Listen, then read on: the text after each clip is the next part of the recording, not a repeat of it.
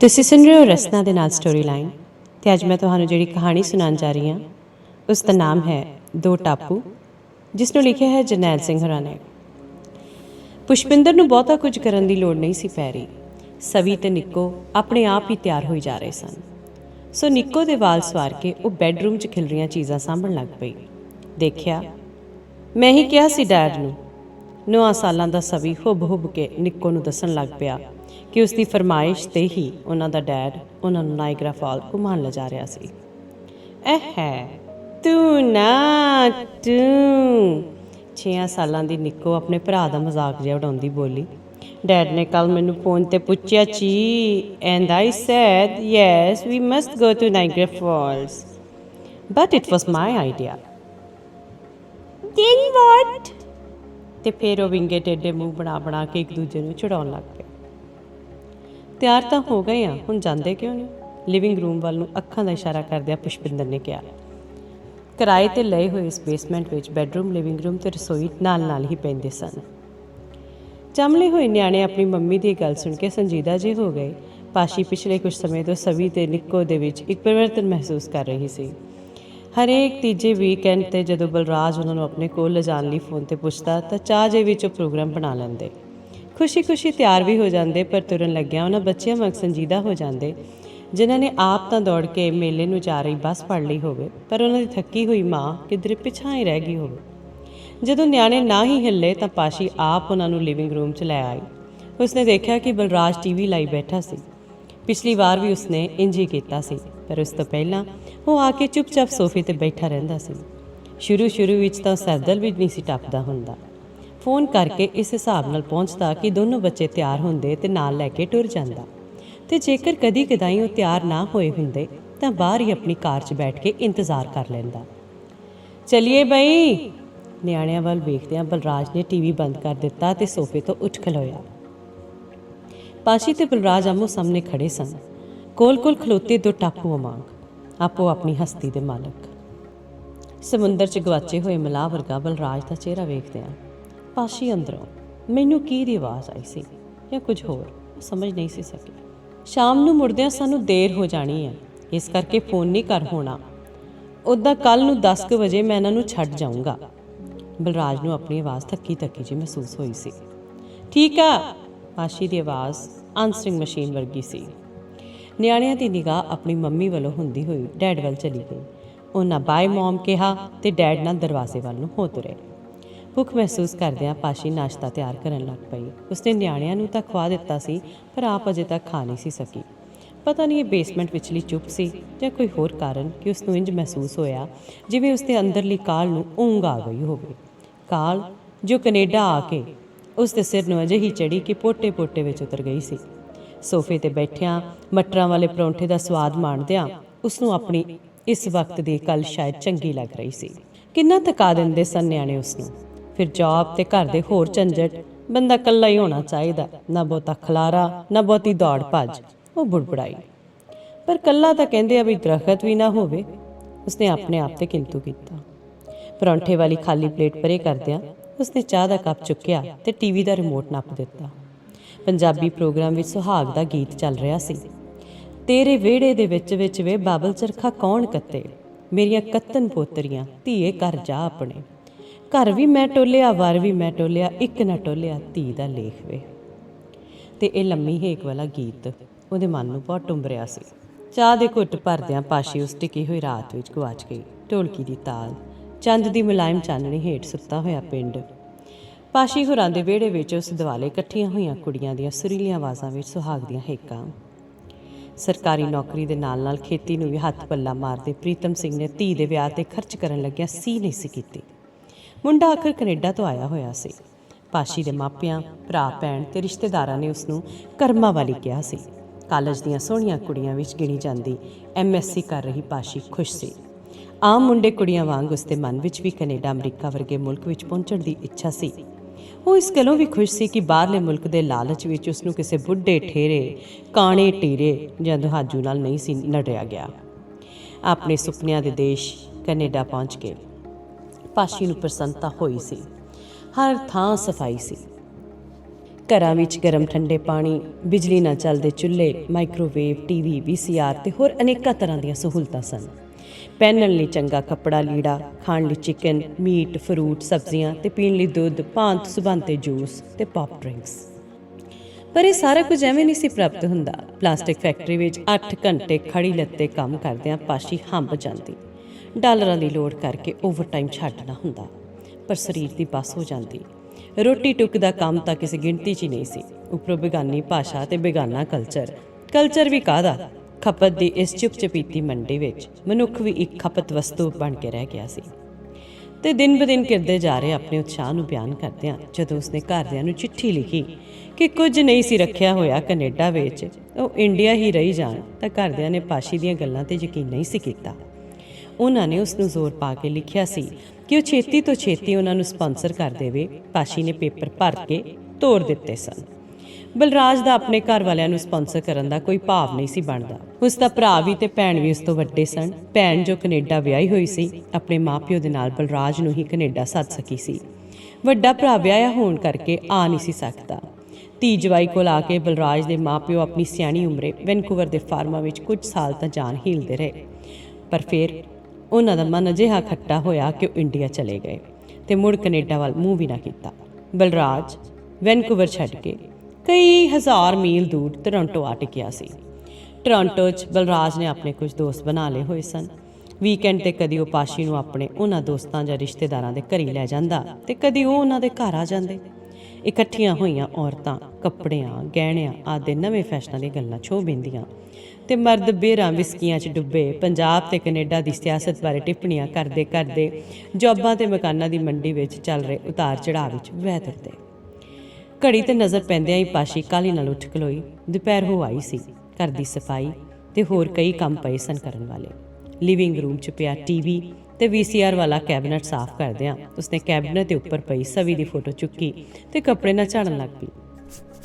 ਸੋਚਾਂ ਜਿਹੀਆਂ ਵਿੱਚ ਉਸਨੂੰ ਇੰਜ ਲੱਗਾ ਜਿਵੇਂ ਉਹ ਨਿੱਕੇ ਜਿਹੇ ਸਵੀ ਨੂੰ ਲੋਰੀਆਂ ਦੇ ਰਹੀ ਹੋਵੇ ਤੇ ਫਿਰ ਜਿਵੇਂ ਬਲਰਾਜ ਸਵੀ ਨੂੰ ਉਸ ਕੋਲੋਂ ਫੜ ਕੇ ਖਿਡਾਉਣ ਲੱਗ ਪਿਆ ਹੋਵੇ। ਸਵੀ ਨੇ ਹੀ ਤਾਂ ਉਹਨਾਂ ਦੀਆਂ ਸੋਚਾਂ ਨੂੰ ਭਵਿੱਖ ਵੱਲ ਨੂੰ ਤੋਰਿਆ ਸੀ। ਪਾਸ਼ੀ ਨੇ ਪੜ੍ਹਾਈ ਕਰਨ ਦੀ ਆਪਣੀ ਇੱਛਾ, ਜਿਸ ਨੂੰ 10ਵੀਂ ਪਾਸ ਬਲਰਾਜ ਟਾਲਦਾ ਆ ਰਿਹਾ ਸੀ, ਮੁੜ ਦੁਹਰਾਈ ਸੀ। ਬਲਰਾਜ ਦੀ ਸਹਿਮਤੀ ਲੈਣ ਲਈ ਪਾਸ਼ੀ ਨੇ ਫਿਰ ਦਲੀਲਾਂ ਦਿੱਤੀਆਂ ਸਨ ਕਿ ਕੈਨੇਡੀਅਨ ਪੜ੍ਹਾਈ ਕਰਕੇ ਉਹ ਚੰਗੀ ਨੌਕਰੀ ਹਾਸਲ ਕਰ ਸਕਦੀ ਸੀ, ਜਿਸ ਨਾਲ ਕਬੀਲਦਾਰੀ ਦੇ ਵੱਧ ਰਹੇ ਖਰਚਿਆਂ ਨਾਲ ਸੌਖਿਆਂ ਪਿੜਿਆ ਜਾ ਸਕਦਾ ਸੀ। ਨਾਲੇ ਉਹ ਆਪਣਾ ਅੰਗਰੇਜ਼ੀ ਬੋਲਣ ਦਾ ਝਾਕਾ ਖੋਲ੍ਹਣਾ ਚਾਹੁੰਦੀ ਸੀ, ਜਿਹੜਾ ਕਿ ਉਸਦੇ ਇੰਡੀਆ ਤੋਂ ਆਉਂਦਿਆਂ ਹੀ ਫੈਕਟਰੀ ਦੀ ਜੌਬ ਵਿੱਚ ਖੁੱਭ ਜਾਣ ਕਰਕੇ ਅਜੇ ਤੱਕ ਖੁੱਲ੍ਹ ਨਹੀਂ ਸੀ ਸਕਿਆ। ਤੇ ਉਹਨਾਂ ਫੈਸਲਾ ਕੀਤਾ ਕਿ ਜੇ ਪੜ੍ਹਨਾ ਹੀ ਸੀ ਤਾਂ ਢਿੱਲ ਕਾਹਦੀ। ਮੈਟਰਨਿਟੀ ਲੀਵ ਤੇ ਹੋਣ ਕਾਰਨ ਪਾਸ਼ੀ ਵਿਹਲੀ ਸੀ। ਸਵੀ 2 ਕੁ ਮਹੀਨੇ ਦਾ ਹੋ ਚੁੱਕਿਆ ਸੀ, ਸੋ ਪਾਸ਼ੀ ਨੇ ਕੰਪਿਊਟਰ ਪ੍ਰੋਗਰਾਮਿੰਗ ਦੇ ਡਿਪਲੋਮੇ ਲਈ ਦਾਖਲਾ ਲੈ ਲਿਆ। ਲਿਵਿੰਗ ਰੂਮ ਦੀ ਸਫਾਈ ਮੁਕਾ ਕੇ ਪਾਸ਼ੀ ਬੈੱਡਰੂਮ 'ਚ ਆਈ। ਕੋਨੇ 'ਚ ਪਏ ਬੁੱਕ ਸ਼ੈਲਫ ਦੀਆਂ ਉੱਗੜ-ਦੁੱਗੜ ਹੋਈਆਂ ਕਿਤਾਬਾਂ ਨੂੰ ਚਿਣਦਿਆਂ ਆਪਣੇ ਕੋਰਸ ਵਿੱਚ ਪੜ੍ਹੀਆਂ ਹੋਈਆਂ ਕਿਤਾਬਾਂ ਉਸਨੂੰ ਉਸਦੇ ਕਾਲਜ ਦੇ ਕੈਂਪਸ ਵਿੱਚ ਲੈ ਗਈਆਂ। ਕੈਂਪਸ ਜਿੱਥੇ ਕੈਨੇਡੀਆਂ, ਖਾਸ ਕਰਕੇ ਗੋਰੇ ਕੈਨੇਡੀਆਂ ਦੀ ਜ਼ਿੰਦਗੀ ਦੀ ਛੱਬ ਨੂੰ ਉਸਨੇ ਨੇੜਿਓਂ ਦੇਖਿਆ ਸੀ।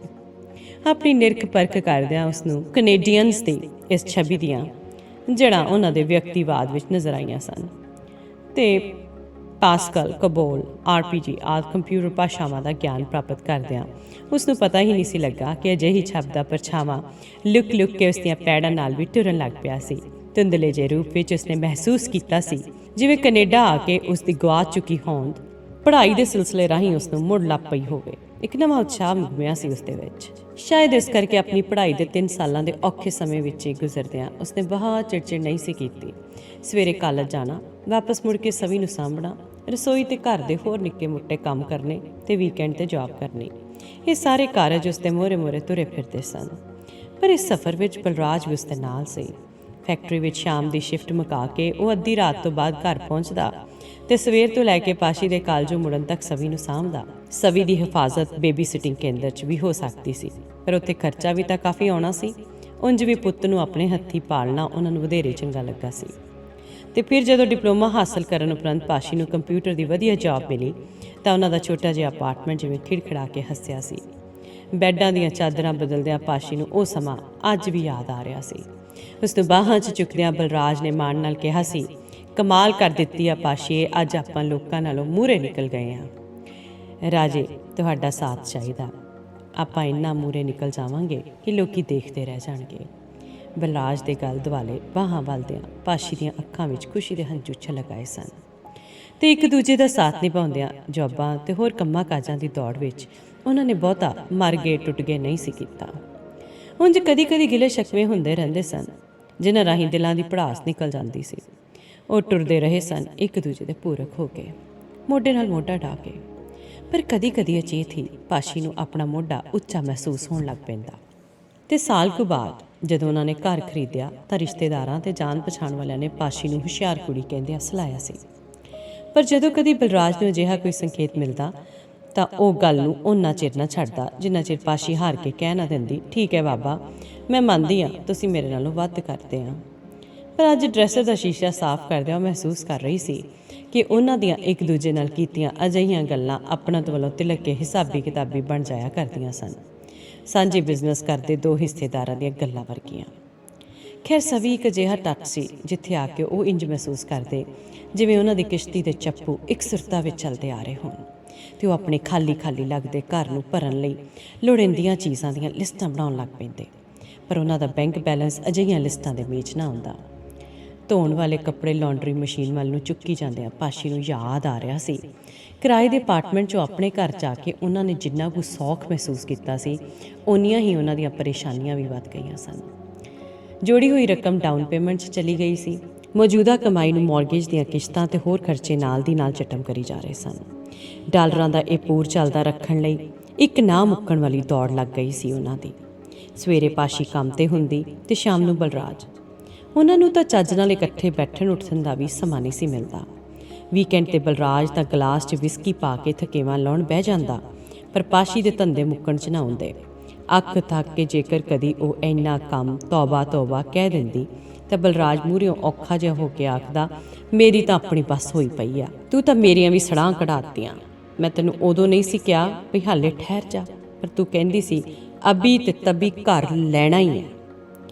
ਤੁਹਾਡੇ ਨਾਲ ਗੱਲ ਕਰਨ ਦਾ ਤਾਂ 95 ਦਾ ਘਾਟਾ, ਹੋਰ ਮਹੀਨੇ ਤਾਈਂ ਬਾਕੀ ਟੱਬਰ ਨੇ ਆ ਜਾਣਾ, ਆਪਣੇ ਘਰ ਤੋਂ ਬਿਨਾਂ ਕਿਵੇਂ ਸਰਦਾ।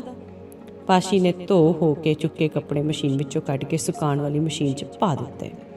ਨਹਾ ਕੇ ਉਸਨੇ ਰੋਟੀ ਖਾਧੀ ਤੇ ਗਰੋਸਰੀ ਲੈਣ ਤੁਰ ਪਈ। ਬੇਸਮੈਂਟ ਤੋਂ ਬਾਹਰ ਆ ਕੇ ਖੁੱਲ੍ਹੀ ਹਵਾ 'ਚ ਸਾਹ ਲੈਂਦਿਆਂ ਉਸਨੇ ਤਾਜ਼ਗੀ ਮਹਿਸੂਸ ਕੀਤੀ। ਸੋਹਣੇ ਸੁਨੱਖੇ ਦਰੱਖਤਾਂ ਤੇ ਰੰਗ ਬਰੰਗੇ ਫੁੱਲਾਂ 'ਚੋਂ ਡੁੱਲ ਡੁੱਲ ਪੈਂਦੀ ਤੇ ਦੌੜੇ ਜਾ ਰਹੇ ਕੈਨੇਡੀਅਨਸ ਨੂੰ ਜ਼ਰਾ ਰੁਕਣ ਲਈ ਕਹਿੰਦੀ। ਪਰ ਜੋਬਨ ਬਸੰਤ ਉਸਦੀਆਂ ਅੱਖਾਂ ਨੂੰ ਸੁਖਾਵਾਂ ਸੁਖਾਵਾਂ ਲੱਗਦਾ। ਕਾਲ ਦੇ ਆਦੀ ਹੋ ਚੁੱਕੇ ਆਪਣੇ ਮਨ ਵਿੱਚ ਟਿਕਾ ਜਿਹਾ ਮਹਿਸੂਸ ਕਰਦਿਆਂ ਪਤਾ ਨਹੀਂ ਅੱਜ ਕਿੰਨੇ ਅਰਸੇ ਬਾਅਦ ਉਸਨੇ ਨਿੱਘੀ ਧੁੱਪ ਨਾਲ ਬਗਲਗੀਰ ਹੋਏ ਨੀਲੇ ਅੰਬਰ ਵੱਲ ਤੱਕਿਆ ਸੀ। ਇਹੋ ਜਿਹੇ ਦਿਨ ਸਨ ਮਈ ਮਹੀਨੇ ਦੇ, ਜਦੋਂ ਪਾਸ਼ੀ ਦੇ ਬੇਜੀ, ਡੈਡੀ, ਭਰਾ ਬਖਸ਼ਿੰਦਰ ਤੇ ਭੈਣ ਮਨਿੰਦਰ ਉਹਨਾਂ ਕੋਲ ਪਹੁੰਚੇ ਸਨ। ਟੱਬਰ ਇਕੱਠਾ ਹੋਣ ਨਾਲ ਘਰ ਦੀ ਰੌਣਕ ਵਧੀ ਸੀ। ਕਾਰ ਚਲਾਈ ਜਾਂਦੀ ਪਾਸ਼ੀ ਲੋਕਾਂ ਵੱਲ ਵੇਖ ਰਹੀ ਸੀ ਜੋ ਆਪਣੇ ਰੁਝੇਵਿਆਂ ਵਿੱਚ ਮਗਨ ਕਾਰਾਂ, ਬੱਸਾਂ, ਸਾਈਕਲਾਂ 'ਤੇ ਸਵਾਰ ਤੇ ਜਾਂ ਫਿਰ ਪੈਦਲ ਹੀ ਇੱਧਰ ਉੱਧਰ ਆ ਜਾ ਰਹੇ ਸਨ। ਕੈਨੇਡਾ ਦੇ ਸਿਸਟਮ ਨੇ ਜਿਵੇਂ ਹਰ ਬੰਦਾ ਆਰੇ ਲਾਇਆ ਹੋਇਆ ਸੀ, ਉਹਨਾਂ ਦਾ ਟੱਬਰ ਵੀ ਤਾਂ ਆਉਂਦਾ ਹੀ ਰੁੱਝ ਗਿਆ ਸੀ। ਉਸਦੇ ਡੈਡੀ ਨੇ ਜੌਬ ਕਰ ਲਈ ਸੀ, ਬਖਸ਼ਿੰਦਰ ਨੇ ਪਲੰਬਿੰਗ ਦਾ ਕੋਰਸ ਸ਼ੁਰੂ ਕਰ ਲਿਆ ਸੀ ਤੇ ਮਨਿੰਦਰ ਨੇ 12ਵੀਂ 'ਚ ਦਾਖਲਾ ਲੈ ਲਿਆ ਸੀ। ਸਵੀ ਦੀ ਸੰਭਾਲ ਤੇ ਰੋਟੀ ਪਾਣੀ ਦਾ ਕੰਮ ਪਾਸ਼ੀ ਦੀ ਬੇਜੀ ਨੇ ਸਾਂਭ ਲਿਆ ਸੀ। ਪਾਸ਼ੀ ਤੇ ਬਲਰਾਜ ਨੂੰ ਜੌਬਾਂ ਤੋਂ ਬਿਨਾਂ ਬਾਕੀ ਝਮੇਲਿਆਂ ਤੋਂ ਛੁਟਕਾਰਾ ਮਿਲ ਗਿਆ ਸੀ ਤੇ ਜਦੋਂ ਕਦੀ ਸ਼ਾਮ ਨੂੰ ਬਲਰਾਜ ਤੇ ਪ੍ਰੀਤਮ ਸਿੰਘ ਇਕੱਠੇ ਬਹਿ ਕੇ ਪੈਗ ਲਾਉਂਦੇ ਤਾਂ ਪ੍ਰੀਤਮ ਸਿੰਘ ਕਹਿ ਉੱਠਦਾ, ਬਲਰਾਜ ਤੂੰ ਸਾਡਾ ਕਿੰਨਾ ਖਿਆਲ ਰੱਖਦਾ, ਸ਼ਾਬਾਸ਼ ਹੈ ਤੇਰੇ। ਸੱਚ ਕਹਿੰਦੇ ਹੋ ਜੀ, ਆਪਣੇ ਪ੍ਰਾਹੁਣੇ ਵਰਗਾ ਕਿਤੇ ਆਮ ਨਹੀਂ ਹੋ ਲੈਣਾ, ਪਤੀ ਦੀ ਗੱਲ ਦੀ ਪੁਸ਼ਟੀ ਕਰਦਿਆਂ ਗਿਆਨ ਕੌਰ ਆਖਦੀ। ਪਰ ਜਦੋਂ ਕਦੀ ਚਾਰ ਬੰਦਿਆਂ 'ਚ ਗੱਲ ਚੱਲਦੀ ਤਾਂ ਆਪਣੀ ਧੀ ਦੇ ਪੜ੍ਹਾਈ ਕਰਨ ਤੇ ਚੰਗੀ ਨੌਕਰੀ ਹਾਸਲ ਕਰਨ ਦੇ ਮਜ਼ਮੂਨ ਨੂੰ ਲੈ ਕੇ ਉਸ ਦੀਆਂ ਸਿਫਤਾਂ ਵਿੱਚ ਇਸ ਤਰ੍ਹਾਂ ਗੁਆਚਦੇ ਕਿ ਜਵਾਈ ਦਾ ਜ਼ਿਕਰ ਕਰਨਾ ਵੀ ਭੁੱਲ ਜਾਂਦੇ। ਤੇ ਜਦੋਂ ਬਲਰਾਜ ਪਾਸ਼ੀ ਨੂੰ ਘਰ ਵਿੱਚ ਮਹੱਤਵ ਬਣਾ ਰਹੇ ਇਹ ਸ਼ਬਦ, ਪਾਸ਼ੀ ਬੇਟੇ ਹੈ ਕਿੱਦਾਂ ਕਰੀਏ, ਭੈਣ ਜੀ ਉਹ ਕਿੱਦਾਂ ਕਰੀਏ, ਸੁਣਦਾ ਤਾਂ ਉਸਨੂੰ ਇੰਝ ਲੱਗਦਾ ਜਿਵੇਂ ਇਸ ਪੁੱਛ ਪ੍ਰਤੀਤ ਨਾਲ ਪਾਸ਼ੀ ਦੇ ਪਰਾਂ ਹੇਠਲੀ ਹਵਾ ਸੰਘਣੀ ਹੁੰਦੀ ਜਾ ਰਹੀ ਹੋਵੇ। ਕਾਰ ਨੂੰ ਪਾਰਕ ਕਰਕੇ ਪਾਸ਼ੀ ਇੱਕ ਵੱਡੇ ਸਟੋਰ ਵੱਲ ਨੂੰ ਵਧੀ। ਆਪਣੇ ਆਪ ਹੀ ਖੁੱਲ੍ਹਦੇ ਦਰਵਾਜ਼ੇ ਵਿੱਚ ਹੀ ਹੋ ਕੇ ਉਸਨੇ ਹੱਥ ਰੇਹੜੀ ਫੜੀ ਤੇ ਅਨੇਕ ਤਰ੍ਹਾਂ ਦੇ ਸਮਾਨਾਂ ਨਾਲ ਭਰੇ ਰੈਕਾਂ ਵਿੱਚੋਂ ਗਰੋਸਰੀ ਦੀਆਂ ਲੋੜੀਂਦੀਆਂ ਵਸਤਾਂ ਉਠਾਉਣ ਲੱਗ ਪਈ। ਕੋਲਡ ਸਟੋਰਾਂ ਵਿੱਚੋਂ ਲਿਆ ਕੇ ਟਿਕਾਏ ਹੋਏ ਫਲਾਂ ਤੇ ਸਬਜ਼ੀਆਂ ਨੂੰ ਵੇਖਦਿਆਂ ਉਸਦੇ ਕੰਨਾਂ ਵਿੱਚ ਆਪਣੀ ਬੇਜੀ ਦੇ ਸ਼ਬਦ ਗੂੰਜ ਗਏ, ਬਸ ਲਿਸ਼ਕ ਪੁਸ਼ਕੀ ਆ ਸਾਰਾ ਕੁਛ ਬੇਹਾ, ਇਹਨਾਂ ਨੂੰ ਖਾ ਕੇ ਲੋਕਾਂ ਨੂੰ ਬਾਏ ਨਾ ਹੋਊ ਤਾਂ ਹੋਰ ਕੀ ਹੋਊ। ਬੇਜੀ ਹੁਰਾਂ ਦੇ ਆਉਣ ਨਾਲ ਉਹਨਾਂ ਦੀ ਗਰੋਸਰੀ ਦੇ ਨਾਲ ਨਾਲ ਹੋਰ ਖਰਚੇ ਵੀ ਵਧੇ ਸਨ। ਇੱਕ ਕਾਰ ਹੋਰ ਖਰੀਦਣੀ ਪੈ ਗਈ ਸੀ। 2 ਕਾਰਾਂ ਦੀ ਇੰਸ਼ੋਰੈਂਸ, ਗੈਸ, ਟੈਲੀਫੋਨ ਤੇ ਹੋਰ ਬਿੱਲਾਂ ਦੇ ਖਰਚੇ, ਉੱਪਰੋਂ ਹਰੇਕ ਮਹੀਨੇ ਘਰ ਦੀ ਕਿਸ਼ਤ। ਉਹ ਨਜਿੱਠੀ ਤਾਂ ਜਾ ਰਹੇ ਸਨ, ਪਰ ਮਸਾਂ ਹੀ। ਮੈਂ ਤਾਂ ਲੇਖਾ ਦੇਣ ਡਿਆਂ ਤੇਰੇ ਘਰਦਿਆਂ ਦਾ, ਪਤਾ ਨਹੀਂ ਕਦੋਂ ਮੁੱਕਣਾ, ਕਦੀ ਕਦੀ ਖਿੱਝ ਕੇ ਆਇਆ ਬਲਰਾਜ ਆਖ ਦਿੰਦਾ। ਜਵਾਬ 'ਚ ਪਾਸ਼ੀ ਡੈਡੀ ਦੀ ਤਨਖਾਹ, ਬੇਜੀ ਵੱਲੋਂ ਸਵੀ ਦੇ ਘਰ-ਬਾਰ ਨੂੰ ਸੰਭਾਲਣ, ਭੈਣ ਭਰਾ ਵੱਲੋਂ ਪਾਰਟ ਟਾਈਮ ਜੌਬਾਂ ਕਰਕੇ ਆਪਣਾ ਖਰਚਾ ਚੁੱਕਣ ਤੇ ਹੋਰ ਸਾਰੇ ਹਿਸਾਬ ਕਿਤਾਬ ਲਾ ਕੇ ਬਲਰਾਜ ਨੂੰ ਦੱਸਦੀ ਕਿ ਉਹਨਾਂ ਰਾਹੀਂ ਆਉਂਦੀ ਕਮਾਈ ਉਹਨਾਂ ਦੇ ਖਰਚੇ ਨਾਲੋਂ ਵੱਧ ਸੀ, ਘੱਟ ਨਹੀਂ।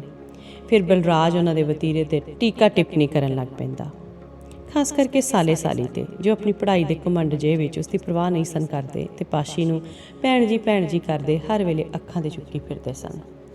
ਤੁਸੀਂ ਐਵੇਂ ਨਾ ਖਿਜੀ ਜਾਇਆ ਕਰੋ, ਘਰ ਦਾ ਸਾਰਾ ਚੁੱਕਿਆ ਹੋਇਆ ਇਹਨਾਂ ਨੇ ਰਲ ਮਿਲ ਕੇ, ਨਹੀਂ ਤਾਂ ਇਸ ਹਾਲਤ ਵਿੱਚ ਮੈਥੋਂ ਇੰਨਾ ਕੰਮ ਕਿੱਥੇ ਹੋਣਾ ਸੀ। ਪਾਸ਼ੀ ਆਪਣੀ ਗਰਭਵਤੀ ਅਵਸਥਾ ਦਾ ਅਹਿਸਾਸ ਕਰਵਾ ਕੇ ਬਲਰਾਜ ਦਾ ਗੁੱਸਾ ਠੰਡਾ ਕਰਨ ਦੀ ਕੋਸ਼ਿਸ਼ ਕਰਦੀ। ਪਾਸ਼ੀ ਨੇ ਕਾਊਂਟਰ 'ਤੇ ਆ ਕੇ ਪੇਮੈਂਟ ਕੀਤੀ ਤੇ ਗਰੋਸਰੀ ਨੂੰ ਕਾਰ ਵਿੱਚ ਰੱਖ ਕੇ ਇੰਡੀਅਨ ਸਟੋਰ 'ਚ ਜਾ ਪਹੁੰਚੀ। ਦਾਲਾਂ, ਮਸਾਲੇ, ਆਟਾ, ਚੌਲ, ਭਾਰਤੀ ਰਸੋਈਆਂ ਵਿੱਚ ਵਰਤੀਆਂ ਜਾਣ ਵਾਲੀਆਂ ਨਿੱਕੀਆਂ ਮੋਟੀਆਂ ਸਾਰੀਆਂ ਚੀਜ਼ਾਂ ਰੈਕਾਂ ਉੱਪਰ ਮੌਜੂਦ ਸਨ। ਗਾਹਕਾਂ ਦੇ ਚਿਹਰਿਆਂ ਉੱਤੇ ਖੁਸ਼ੀ ਨਾਲੋਂ ਗੰਭੀਰਤਾ ਜ਼ਿਆਦਾ ਸੀ। ਪਾਸ਼ੀ ਨੂੰ ਭਾਰਤੀ, ਪਾਕਿਸਤਾਨੀ ਤੇ ਸ਼੍ਰੀਲੰਕਾ ਮੂਲ ਦੇ ਇਹਨਾਂ ਲੋਕਾਂ 'ਤੇ ਮਾਣ ਹੋ ਆਇਆ, ਜਿਨ੍ਹਾਂ ਨੇ ਦਿਨ ਰਾਤ ਇੱਕ ਕਰਕੇ ਆਪਣੇ ਰਹਿਣ ਸਹਿਣ ਦਾ ਸੋਹਣਾ ਮਿਆਰ ਬਣਾ ਲਿਆ ਸੀ। ਆਪਣੇ ਮਤਲਬ ਦਾ ਸਮਾਨ ਲੈ ਕੇ ਪਾਸ਼ੀ ਵਾਪਸ ਚੱਲ ਪਈ। ਬੇਸਮੈਂਟ 'ਚ ਪਹੁੰਚ ਕੇ ਉਹ ਗਰੋਸਰੀ ਦੀਆਂ ਚੀਜ਼ਾਂ ਨੂੰ ਫਰਿੱਜਾਂ ਤੇ ਕਲੋਜ਼ਟਾਂ 'ਚ ਟਿਕਾ ਰਹੀ ਸੀ ਤੇ ਉੱਪਰੋਂ ਮਕਾਨ ਮਾਲਕਾਂ ਦੇ ਘਰ ਵਿੱਚੋਂ ਉੱਭਰ ਰਹੀਆਂ ਤਲਖ ਆਵਾਜ਼ਾਂ ਉਸ 'ਤੇ ਕੰਨੀ ਪਈਆਂ। ਜੇ ਪਤਾ ਹੁੰਦਾ ਕਿ ਇੱਥੇ ਤੂੰ ਸਾਨੂੰ ਇੱਦਾਂ ਸੂਲੀ 'ਤੇ ਟੰਗਣਾ ਹੈ ਤਾਂ ਅਸੀਂ ਮੂੰਹ ਵੀ ਨਾ ਕਰਦੇ ਇਸ ਕੈਨੇਡਾ ਵੱਲ ਨੂੰ। ਇੰਨਾ ਵਧੀਆ ਅੱਡਾ ਗੱਡਾ ਸੀ ਸਾਡਾ ਉੱਥੇ। ਸਤੀ ਹੋਈ ਸੱਸ ਨੂੰਹ ਦੇ ਮਿਹਣਿਆਂ ਦਾ ਜਵਾਬ ਦੇ ਰਹੀ ਸੀ।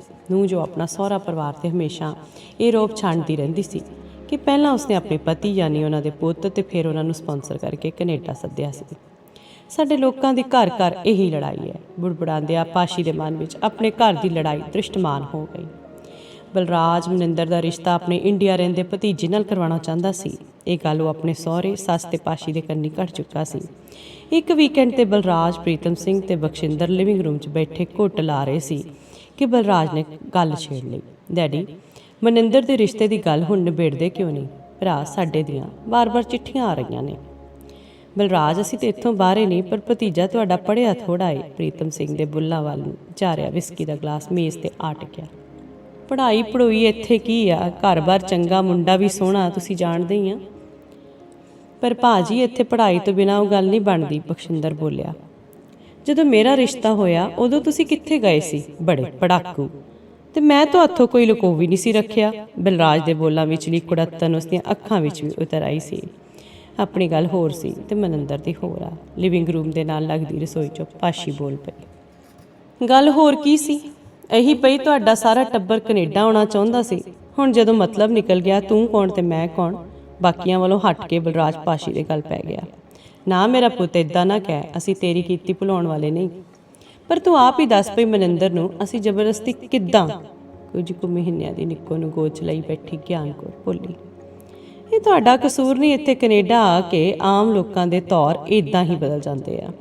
ਪਰ ਬੰਦੇ ਨੂੰ ਸਿਰਫ ਆਪਣਾ ਹੀ ਉੱਲੂ ਸਿੱਧਾ ਨਹੀਂ ਕਰਨਾ ਚਾਹੀਦਾ। ਤੁਹਾਡੇ 'ਚ ਹਾਂ ਹੀ ਨੁਕਸਾ, ਦੂਜੇ ਦੀ ਤੁਸੀਂ ਸੁਣਦੇ ਨਹੀਂ, ਬਸ ਆਪਣੀ ਪਗਾਣੀ ਚਾਹੁੰਦੇ ਹੋ।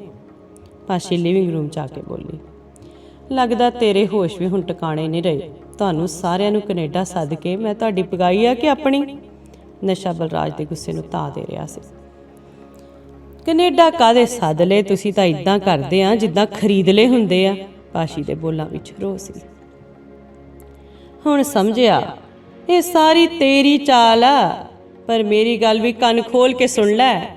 ਜੇ ਤੂੰ ਏਦਾਂ ਮੇਰੀ ਪਿੱਠ ਲਾਉਣ ਲੱਗੀ ਤਾਂ ਦੇਖੀ ਫੇ ਬਣਦਾ ਕੀ ਆ। ਬਲਰਾਜ ਗਰਜਿਆ। ਹੈ ਖਾਂ ਕਰਨ ਕੀ ਡੇ ਹੋ? ਪਾਸ਼ੀ ਦੀ ਆਵਾਜ਼ ਵਿੱਚ ਵਿਅੰਗ ਸੀ। ਤੇਰਾ ਦਿਮਾਗ ਜ਼ਿਆਦਾ ਹੀ ਖਰਾਬ ਹੋ ਗਿਆ ਲੱਗਦਾ ਹੈ, ਪਰ ਮੈਨੂੰ ਠੀਕ ਵੀ ਕਰਨਾ ਆਉਂਦਾ ਹੈ। ਕਰੋਧ 'ਚ ਬਲਦਾ ਬਲਰਾਜ ਪਾਸ਼ੀ ਵੱਲ ਨੂੰ ਵਧਿਆ। ਇਸ ਤੋਂ ਪਹਿਲਾਂ ਕਿ ਬਲਰਾਜ ਦਾ ਹੱਥ ਪਾਸ਼ੀ 'ਤੇ ਉੱਠਦਾ, ਬਖਸ਼ਿੰਦਰ ਨੇ ਜੱਫਾ ਮਾਰ ਕੇ ਉਸ ਨੂੰ ਠੰਡਾ ਕਰਨ ਦੀ ਕੋਸ਼ਿਸ਼ ਕੀਤੀ। ਪਰ ਬਲਰਾਜ ਉਸ 'ਤੇ ਕੂਣੀਆਂ ਮਾਰਦਾ ਹੋਇਆ ਸਾਰਿਆਂ ਨੂੰ ਅਵਾ-ਤਵਾ ਬੋਲਦਾ ਰਿਹਾ। ਉਸ ਰਾਤ ਘਰ ਵਿੱਚ ਕਿਸੇ ਨੇ ਵੀ ਰੋਟੀ ਨਾ ਖਾਧੀ। ਅਗਲੇ ਦਿਨ ਬਲਰਾਜ ਕੰਮ ਤੋਂ ਘਰ ਨਾ ਪਰਤਿਆ। ਪੁੱਛ-ਗਿੱਛ ਕਰਨ 'ਤੇ ਪਤਾ ਲੱਗਾ ਕਿ ਉਹ ਆਪਣੇ ਦੋਸਤ ਕੋਲ ਸੀ। ਮਹੀਨੇ ਤੋਂ ਵੱਧ ਲੰਘ ਗਿਆ ਸੀ, ਪਰ ਉਹ ਘਰ ਨਾ ਮੁੜਿਆ। ਪ੍ਰੀਤਮ ਸਿੰਘ ਤੇ ਗਿਆਨ ਕੌਰ ਨੇ ਕੁਝ ਰਿਸ਼ਤੇਦਾਰਾਂ ਨੂੰ ਵਿੱਚ ਪਾ ਕੇ ਬਲਰਾਜ ਨੂੰ ਘਰ ਲੈ ਆਂਦਾ। ਉਹਨਾਂ ਦਾ ਵਿਚਾਰ ਸੀ ਕਿ ਧੀ ਜਵਾਈ ਦੇ ਗੁੱਸੇ ਗਿਲੇ ਹੌਲੀ ਸਹਿਜੇ ਮਿਟ ਜਾਣਗੇ, ਪਰ ਅਜਿਹਾ ਹੋ ਨਹੀਂ ਰਿਹਾ ਸੀ। ਬਲਰਾਜ ਪਹਿਲਾਂ ਵਾਂਗ ਹੁਣ ਟੱਬਰ 'ਚ ਭਿੱਜਦਾ ਵੀ ਨਹੀਂ ਸੀ। ਪਾਸ਼ੀ ਨਾਲ ਤੋਂ ਜ਼ਿਆਦਾ ਹੀ ਕੰਨੀ ਭਾਰ ਰਹਿਣ ਲੱਗ ਪਿਆ। ਕੰਮ ਦੀਆਂ ਸ਼ਿਫਟਾਂ ਅਲੱਗ-ਅਲੱਗ ਹੋਣ ਕਾਰਨ ਦਿਨ ਵੇਲੇ ਤਾਂ ਉਹਨਾਂ ਦੀ ਮੁਲਾਕਾਤ ਉਂਝ ਹੀ ਨਹੀਂ ਸੀ ਹੁੰਦੀ ਤੇ ਰਾਤ ਨੂੰ ਕੰਮ ਤੋਂ ਪਰਤ ਕੇ ਉਹ ਬੈੱਡਰੂਮ 'ਚ ਜਾਣ ਦੀ ਬਜਾਏ ਲਿਵਿੰਗ ਰੂਮ 'ਚ ਹੀ ਪੈ ਜਾਂਦਾ। ਵੀਕਐਂਡ 'ਤੇ ਉਹ ਕਿਸੇ ਨਾ ਕਿਸੇ ਬਹਾਨੇ ਕਦੀ ਸਵੀ ਨੂੰ ਲੈ ਕੇ, ਕਦੀ ਇਕੱਲਾ ਹੀ ਘਰੋਂ ਕੰਨੀ ਖਿਸਕ ਜਾਂਦਾ। ਉੱਧਰ ਪਾਸ਼ੀ ਵੀ ਲਿਫਣ ਲਈ ਤਿਆਰ ਨਹੀਂ ਸੀ। ਉਹਨਾਂ ਹੀ ਦਿਨਾਂ ਵਿੱਚ ਉਹਨਾਂ ਦੇ ਵਿਆਹ ਦੀ 6ਵੀਂ ਵਰ੍ਹੇਗੰਢ ਦੇ ਮੌਕੇ 'ਤੇ ਪਾਸ਼ੀ ਦੇ ਮਾਪਿਆਂ ਨੇ ਇੱਕ ਛੋਟੀ ਜਿਹੀ ਪਾਰਟੀ ਦਾ ਬੰਦੋਬਸਤ ਕਰ ਲਿਆ ਸੀ। ਬਲਰਾਜ ਤੇ ਪਾਸ਼ੀ ਨੇ ਕੇਕ ਕੱਟਿਆ ਤੇ ਇੱਕ ਦੂਜੇ ਦੇ ਮੂੰਹ 'ਚ ਪਾਇਆ, ਪਰ ਰਸਮੀ ਤੌਰ 'ਤੇ। ਉਹਨਾਂ ਫਿੱਕੇ ਜਿਹੇ ਪਲਾਂ ਵਿੱਚ ਹੀ ਗੁਜ਼ਰਦਿਆਂ ਪਾਸ਼ੀ ਦੀ ਸੋਚ ਬੀਤ ਚੁੱਕੇ ਗੂੜੇ ਪਲਾਂ ਵੱਲ ਨੂੰ ਹੋ ਤੁਰੀ ਸੀ। ਆਪਣੇ ਵਿਆਹ ਦੀ ਪਹਿਲੀ ਵਰ੍ਹੇਗੰਢ ਮਨਾਉਣ ਲਈ ਉਹ ਵੰਡਰਲੈਂਡ ਗਏ ਸਨ। ਕਲਾਬਾਜ਼ੀਆਂ ਖਾਂਦੀ ਇੱਕ ਤੇਜ਼ ਰਾਈਡ ਦੌਰਾਨ ਪਾਸ਼ੀ ਅਵੇਸਲੀ ਹੋ ਕੇ ਆਪਣੀ ਸੀਟ ਤੋਂ ਬਾਹਰ ਨੂੰ ਉਲਟ ਗਈ ਸੀ। ਨਾਲ ਬੈਠੇ ਬਲਰਾਜ ਨੇ ਫੁਰਤੀ ਨਾਲ ਆਪਣੀ ਸੱਜੀ ਬਾਂਹ ਦੇ ਜ਼ੋਰ ਨਾਲ ਥੱਲੇ ਨੂੰ ਡਿੱਗਦੀ ਜਾ ਰਹੀ ਪਾਸ਼ੀ ਨੂੰ ਫੜ ਲਿਆ ਸੀ ਤੇ ਪੂਰੇ ਤਾਣ ਨਾਲ ਆਪਣੀਆਂ ਲੱਤਾਂ ਸੀਟ ਬਕਸ 'ਚ ਅੜਾ ਕੇ ਖੱਬਾ ਹੱਥ ਹੈਂਡਲ ਦੁਆਰੇ ਸ਼ਿਕੰਜੇ ਵਾਂਗ ਕੱਸ ਲਿਆ ਸੀ। ਬੇਹੋਸ਼ ਹੁੰਦੀ ਜਾ ਰਹੀ ਪਾਸ਼ੀ ਨੇ ਮਹਿਸੂਸ ਕੀਤਾ ਸੀ ਕਿ ਉਚਾਈਆਂ 'ਤੇ ਵੱਲ ਵਿੰਗ ਖਾ ਰਹੀ ਰਾਈਡ ਉਸ ਨੂੰ ਨਹੀਂ, ਬਲਰਾਜ ਨੂੰ ਵੀ ਚਕਨਾਚੂਰ ਕਰ ਦੇਵੇਗੀ, ਕਿਉਂਕਿ ਉਸ ਦਾ ਭਾਰ ਬਲਰਾਜ ਨੂੰ ਵੀ ਥੱਲੇ ਨੂੰ ਖਿੱਚੀ ਜਾ ਰਿਹਾ ਸੀ। ਪ੍ਰਬੰਧਕਾਂ ਨੇ ਪਲਾਂ ਵਿੱਚ ਹੀ ਰਾਈਡ ਰੋਕ ਕੇ ਉਹਨਾਂ ਨੂੰ ਸਾਂਭ ਲਿਆ ਸੀ। ਸਹਿਮੇ ਹੋਏ ਉਹ ਕਈ ਦਿਨ ਇਸ ਘਟਨਾ ਨੂੰ ਯਾਦ ਕਰ ਰੋਹਾਂਸ ਤੇ ਬੁੱਲਾਂ ਤੇ ਛਲਕਦੀਆਂ ਅੱਖਾਂ ਨਾਲ ਇੱਕ ਦੂਜੇ ਤੋਂ ਵਾਰੇ ਜਾਂਦੇ ਰਹਿੰਦੇ ਸਨ। ਰਾਜੇ, ਤੁਸੀਂ ਮੈਨੂੰ ਬਚਾ ਲਿਆ, ਨਹੀਂ ਤੇ ਸ਼ਾਇਦ ਮਰ ਮੁੱਕ ਗਈ ਹੁੰਦੀ। ਬਲਰਾਜ ਦੇ ਹੱਥ ਆਪਣੇ ਹੱਥਾਂ 'ਚ ਲੈਂਦਿਆਂ ਪਾਸ਼ੀ ਆਖਦੀ। ਪਾਸ਼ੀਏ, ਇਹਨਾਂ ਹੱਥਾਂ 'ਚ ਤੇਰਾ ਵਾਲ ਵਿੰਗਾ ਨਹੀਂ ਹੋ ਸਕਦਾ। ਬਲਰਾਜ ਦੀਆਂ ਉਂਗਲਾਂ ਪਤਨੀ ਦੀਆਂ ਉਂਗਲਾਂ ਵਿੱਚ ਸਮਾ ਜਾਂਦੀਆਂ। ਆਪਣੇ ਪੰਜਿਆਂ ਨੂੰ ਮਜ਼ਬੂਤ ਹੋ ਕੇ ਮਹਿਸੂਸ ਕਰਦੀ ਉਹ ਸਰੂਰ ਜੇ ਵਿੱਚ ਪਤੀ ਦੇ ਹੱਥਾਂ ਨੂੰ ਚੁੰਮ ਲੈਂਦੀ। ਤੇ ਉਸ ਦਿਨ 6ਵੀਂ ਵਰ੍ਹੇਗੰਢ ਸਮੇਂ ਇਹ ਘਟਨਾ ਯਾਦ ਆਉਣ 'ਤੇ ਬਲਰਾਜ ਨੂੰ ਵੇਖ ਰਹੀਆਂ ਪਾਸ਼ੀ ਦੀਆਂ ਅੱਖਾਂ ਵਿੱਚ ਪਿਆਰ ਦਾ ਵਲਵਲਾ ਨੱਚਿਆ ਸੀ, ਪਰ ਕੁਝ ਪਲਾਂ ਬਾਅਦ ਹੀ ਗਾਇਬ ਹੋ ਗਿਆ ਸੀ। ਉਸ ਨੂੰ ਉਹ ਸਮਾਂ ਯਾਦ ਆ ਗਿਆ ਸੀ ਜਦੋਂ ਮਨਿੰਦਰ ਦੇ ਰਿਸ਼ਤੇ ਦੀ ਗੱਲ ਨੂੰ ਲੈ ਕੇ ਬਲਰਾਜ ਨੇ ਉਸਦੀ ਤੇ ਉਸਦੇ ਮਾਪਿਆਂ ਦੀ ਲਾਪਾ ਕਰ ਦਿੱਤੀ ਸੀ। ਗਰੋਸਰੀ ਸਾਂਭਣ ਉਪਰੰਤ ਪਾਸ਼ੀ ਰਸੋਈ ਵਿੱਚੋਂ ਊਣੇ ਹੋ ਚੁੱਕੇ ਡੱਬਿਆਂ ਨੂੰ ਨਿੱਤ ਵਰਤਣ ਵਾਲੀਆਂ ਚੀਜ਼ਾਂ ਨਾਲ ਭਰਨ ਲੱਗ ਪਈ ਤੇ ਨਾਲ ਹੀ ਉਸਨੇ ਚਾਹ ਰੱਖ ਦਿੱਤੀ। ਚਾਹ ਪੀਣ ਉਪਰੰਤ ਸੁਸਤਾਉਣ ਜਿਹੇ ਦੇ ਮੂਡ ਵਿੱਚ ਉਹ ਸ਼ਾਲ ਲੈ ਕੇ ਸੋਫੇ 'ਤੇ ਹੀ ਲੇਟ ਗਈ। ਅੱਧ ਸੁੱਤੀ ਅਵਸਥਾ ਵਿੱਚ ਉਸਦੀ ਸੋਚ ਫਿਰ ਰੇਗਿਸਤਾਨੀ ਅਤੀਤ ਵੱਲ ਨੂੰ ਹੋ ਤੁਰੀ। ਇੱਕ ਸ਼ਨੀਵਾਰ ਬਲਰਾਜ ਦੇ ਦੋਸਤ ਉਹਨਾਂ ਦੇ ਘਰ ਆ ਜੁੜੇ। ਰੋਟੀ ਤਿਆਰ ਕਰਕੇ ਪਾਸ਼ੀ ਆਪਣੇ ਡੈਡੀ ਤੇ ਭੈਣ ਭਰਾ ਨਾਲ ਜਾਣ ਲਈ ਤਿਆਰ ਹੋ ਪਈ। ਬਲਰਾਜ, ਅਸੀਂ ਪਾਸ਼ੀ ਦੀ ਭੂਆ ਵੱਲ ਚੱਲੇ ਹਾਂ, ਟੁਰਨ ਲੱਗਿਆ ਪ੍ਰੀਤਮ ਸਿੰਘ ਨੇ ਕਿਹਾ। ਕੋਈ ਐਮਰਜੈਂਸੀ ਪੈ ਗਈ ਹੈ? ਦੋਸਤਾਂ ਨੂੰ ਵਿਸਕੀ ਵਰਤਾਰੇ ਬਲਰਾਜ ਨੇ ਚੋਭ ਮਾਰੀ। ਪਾਸ਼ੀ ਦੀ ਭੂਆ ਤੇ ਫੁੱਫੜ ਨੇ ਕੱਲ੍ਹ ਨੂੰ ਇੰਡੀਆ ਜਾਣਾ, ਉਹਨਾਂ ਨੂੰ ਮਿਲ ਆਈਏ ਜ਼ਰਾ। ਵੈਸੇ ਗਿਆਨ ਕੌਰ ਘਰੇ ਹੀ ਆ। ਘਰ 'ਚ ਬੈਠਣ ਲੱਗਿਆ ਪਾਸ਼ੀ ਨੂੰ ਚੇਤਾ ਆਇਆ ਕਿ ਨਿੱਕੋ ਦੀ ਦੁੱਧ ਦੀ ਬੋਤਲ ਉਹ ਅੰਦਰ ਹੀ ਭੁੱਲ ਆਈ ਸੀ। ਮੁੜਦੇ ਪੈਰੀ ਜਦੋਂ ਬੋਤਲ ਚੁੱਕਣ ਆਈ ਤਾਂ ਬਲਰਾਜ ਦੇ ਆਪਣੇ ਦੋਸਤਾਂ ਨੂੰ ਕਹੇ ਇਹ ਗੁਸੈਲੇ ਬੋਲ ਉਸਦੇ ਕੰਨੀ ਪਏ ਸਨ। ਇਹੋ ਭੂਆ ਫੁੱਫੜ ਸਾਡੇ ਵਿਚੋਲੇ ਸੀ। ਪਿੱਛੇ ਜੇ ਜਦੋਂ ਸਾਡਾ ਝਗੜਾ ਹੋਇਆ ਤਾਂ ਸਾਰਾ ਕਸੂਰ ਮੇਰੇ ਸਿਰ ਹੀ ਬਣੀ ਜਾਂਦੇ ਸੀ, ਵੱਡੇ ਪੰਚਾਇਤੀ।